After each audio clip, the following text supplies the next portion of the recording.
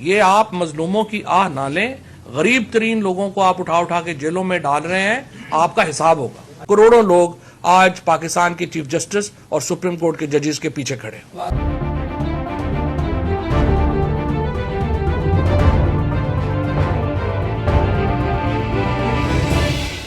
बिस्मिल्लाहिर्रहमानिर्रहीम, अस्सलाम वालेकुम। मैं हूं आपका मेज़बान आकिल हुसैन। नाजरीन, इलेक्शन कमीशन की जानिब से पंजाब में इंतखाबात को मुलतवी करने के हवाले से जो बहुत बड़ा डिसीजन सामने आ चुका था, उस डिसीजन के बाद अब से कुछ देर पहले पाकिस्तान तहरीक इंसाफ की जानिब से भी इस पर बाकायदा रद्दमल सामने आ चुका है। सिर्फ रद्दमल नहीं, बल्कि तहरीक इंसाफ ने सुप्रीम कोर्ट से रुजू करने का भी फैसला किया है।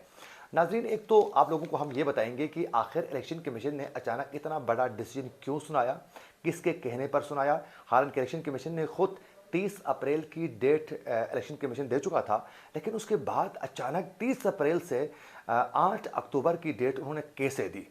किसके कहने पर दी है, एक तो ये बताएंगे। वहीं साथ साथ नाजरीन, तहरीक इंसाफ ने आखिर क्यों इतने बड़े हौसले के साथ इस पर रद्दमल दिया है और फिर सुप्रीम कोर्ट से ही रुजू करने का फैसला क्यों किया, और फिर सुप्रीम कोर्ट क्या इस हवाले से एक बहुत बड़ा डिमांड कर सकता है,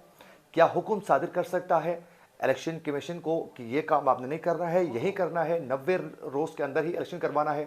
कोई डिसीजन दे सकता है या नहीं, इस हवाले से आप लोगों को बताएंगे। नाजरीन, सबसे पहले आप लोगों को हम बताते चले कि इलेक्शन कमीशन की जानिब से पंजाब में इंतखाबात को मुलतवी करने के लिए जो फैसला दिया था, उसमें उन्होंने कहा था कि 30 अप्रैल के बजाय अब इलेक्शन जो हैं वो 8 अक्टूबर को होंगे। इसकी सबसे बड़ी वजह ये बनी कि पीएम ऑफिस में एक मीटिंग हो चुकी थी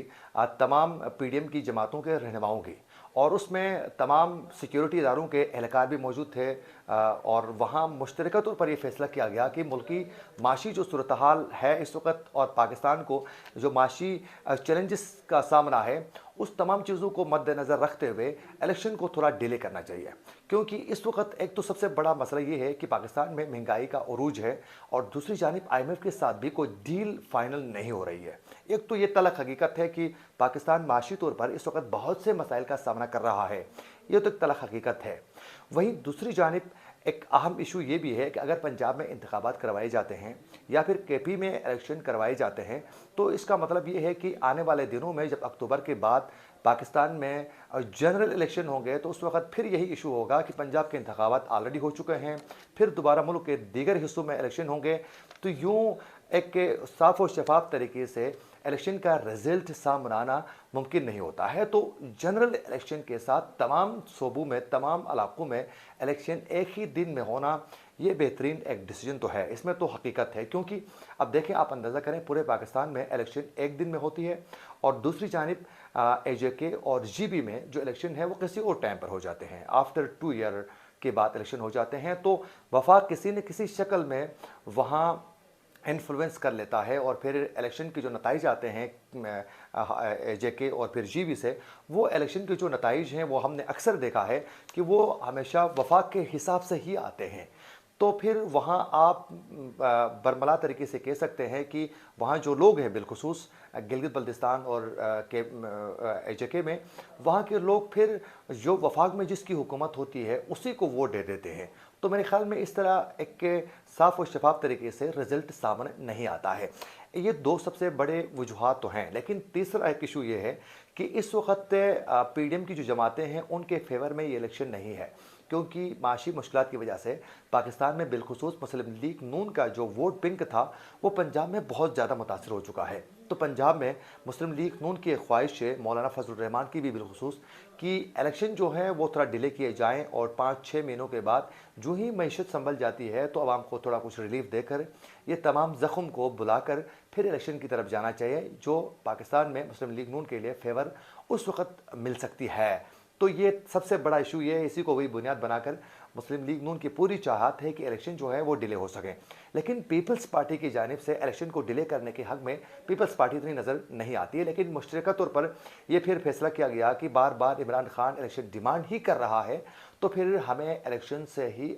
आगे निकलना चाहिए कि इलेक्शन फ़िलहाल करवाना मुनासिब नहीं है। तो यूँ उस वक्त ये फैसला किया गया था कि इलेक्शन के हवाले से हम थोड़ा डिले करेंगे, और फिर इलेक्शन कमीशन को एक मौका फराहम किया गया और जवाब फराहम किया गया, वो इस शक्ल में कि इलेक्शन कमीशन में एक इलेक्शन के हवाले से ही एक सिक्योरिटी का इजलास हुआ था इलेक्शन कमीशन में, चीफ इलेक्शन कमिश्नर की सरबराही में। उसमें तमाम जो सिक्योरिटी एजेंसियों के जो अफसरान थे, जिसमें IB, ISI और दीगर जो सिक्योरिटी के जो इदारे थे, उन सब ने मुश्तरका तौर पर कहा कि KP में इस वक्त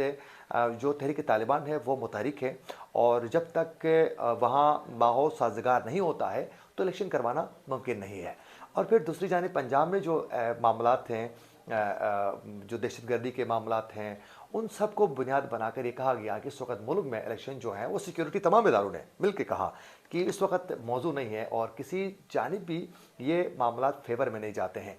तो अब जो हैं इलेक्शन कमीशन ने ये जवाब बनाया कि मुल्क में तमाम सिक्योरिटी इदारे जो हैं वो इस वक्त सिक्योरिटी के एतबार से वो इस वक्त फेवर नहीं कर रहे हैं। वो कह रहे हैं कि मुनासिब वक्त नहीं है, साजगार माहौल नहीं दिखा रहे हैं, तो इसलिए इलेक्शन जो है वो 8 अक्टूबर तक मुलतवी किए जाते हैं। ये कल सुप्रीम कोर्ट में अगर इलेक्शन कमीशन के बंदे को बुलाया जाता है या फिर चीफ इलेक्शन कमिश्नर को बुलाया जाता है, तो आप बात नोट कीजिएगा अभी ही कि उस वक्त भी चीफ इलेक्शन कमिश्नर यही कहेगा कि सिक्योरिटी के ये तमाम सरबराहान के साथ मेरी मीटिंग हुई, ये ऑफिसर्स वहाँ मौजूद थे और इन्होंने कहा कि इस वक्त इलेक्शन जो है वो किसी सूरत जो है मौजू नहीं है। तो यूँ इलेक्शन कमीशन की ये वजह थी जिसकी वजह से उन्होंने कहा कि इलेक्शन जो है डिले ही होना चाहिए, और फिर उन्होंने बरमला तरीके से बहुत बड़ा फैसला दे दिया इलेक्शन कमीशन ने इस तमाम मामले को जवाब बनाकर। अच्छा, ये तमाम इश्यूज़ को जवाब बनाया जाएगा कि मुल्क में एक साथ इलेक्शन होना फ़ायदेमंद है, थोड़े मैशत मजबूत होनी चाहिए और फिर सिक्योरिटी के हालात बेहतर हो, साजगार माहौल हो, तो फिर इलेक्शन की तरफ जाना चाहिए। ये जवाब है सुप्रीम कोर्ट में जब जाएंगे तो। अच्छा, दूसरी जानिब तहरीक इंसाफ की जानिब से रद्दमल तो नज़र आता है कि वो चाहते हैं कि इलेक्शन इलेक्शन इलेक्शन, लेकिन इलेक्शन हो नहीं रहे हैं, तो उनका तो रद्दमल समझ में आ रहा है। लेकिन सुप्रीम कोर्ट से रुजू करने का उनको एक जज्बा और फिर हौसला इसलिए मिल रहा है कि सुप्रीम कोर्ट में हमने देखा है कि हमेशा तहरीक इंसाफ के लिए चीफ जस्टिस उमर अता बंदियाल भी फेवर में ही डिसीजन दे देते हैं, सॉफ्ट कार्नर रखते हैं। जिस वक्त इलेक्शन की बात सुप्रीम कोर्ट में नहीं पहुंची थी किसी एप्लीकेशन की शक्ल में, उस वक्त भी नाज़रीन सुप्रीम कोर्ट में ख़ुद चीफ जस्टिस और दीगर जज साहिबान जो हैं वो बात करते थे, ज़बरदस्ती ख़ुद इस मौजू को छेड़ते थे। तो यानी सुप्रीम कोर्ट के जो चीफ जस्टिस उमर अता बंदियाल हैं वो भी इनके फेवर में है। उसके बाद जस्टिस एजाजुल एहसन जो हैं वो भी सॉफ्ट कार्नर रखते हैं, और उसके बाद जस्टिस मज़ाहिर अली अकबर नकवी जो हैं वो तो मुख्तलिफ ऑडियोज़ भी आने के बाद मुबैना वो काफ़ी बदनाम हो चुके हैं, और ये कहा जाता है कि वो काबलिक और तहरीक इंसाफ के लिए बहुत ज़्यादा सॉफ्ट कार्नर रखते हैं। और अब तो एक और वीडियो भी मंजराम पर आ चुकी है जिसमें परवेज़ इलाही के जो पर्सनल सेक्रेटरी थे उनकी जो वीडियो सामने आ चुकी है, उसमें तो वो कहते हैं कि इनके दोनों बेटे मज़ाहिर अली अकबर नकवी के वो तो फ्रेड मैन बने हुए हैं और वो तो करप्शन करते हैं बाकायदा फैसले अपने मर्जी के करवाने के लिए। तो खैर यूँ जस्टिस एजाजुल एहसन, जस्टिस मज़ाहिर अली अकबर नकवी और चीफ जस्टिस उमर अता बंदियाल और जस्टिस मुनीब अख्तर जो हैं, इस तरह के काफ़ी जज साहिबान जो हैं वो तहरीक इंसाफ के फेवर में हैं। तो तहरीक इंसाफ ने इसीलिए फैसला किया है कि हम सुप्रीम कोर्ट से रुजू करेंगे तो हमारे हक़ में डिसीजन आएगा, और इलेक्शन के हवाले से सुप्रीम कोर्ट सख्त कोई डिमांड कर सकता है, हुक्म सादिर कर सकता है। तो यूँ तहरीक इंसाफ ने यह फैसला किया है कि वो सुप्रीम कोर्ट से रुजू करने के बाद आर्टिकल 6 के तहत कार्रवाई करने का बाकायदा मुतालबा हम करेंगे, बाकायदा हम रिक्वेस्ट करेंगे सुप्रीम कोर्ट से कि आर्टिकल 6 के तहत कार्रवाई की जाए, क्योंकि इन्होंने आइन की वायलेशन की है, क्योंकि इन्होंने आइन और कानून की वायलेशन करते हुए इलेक्शन को 90 रोज़ में नहीं करवा रहे हैं। तो इसको जवाब बनाकर जाना वो चाहते हैं। अब देखें कि सुप्रीम कोर्ट डिसीजन ज़रूर देगा, लेकिन इलेक्शन कमीशन सिक्योरिटी का जवाब पेश करेगा, और तमाम इदारे एक पेज पर हैं, हुकूमत, सिक्योरिटी के इदारे, फौज, एस्टेब्लिशमेंट सब एक इदारे में है इलेक्शन कमीशन। तो इन तमाम ने मिलकर ये फैसला किया है कि इलेक्शन फ़िलहाल नहीं करने। ये थी वो तमाम अपडेट जो आप तक पहुँचाना चाहते थे। इसी के साथ अपने मेज़बान आकिल हुसैन को दीजिए इजाज़त। अल्लाह निगहबान।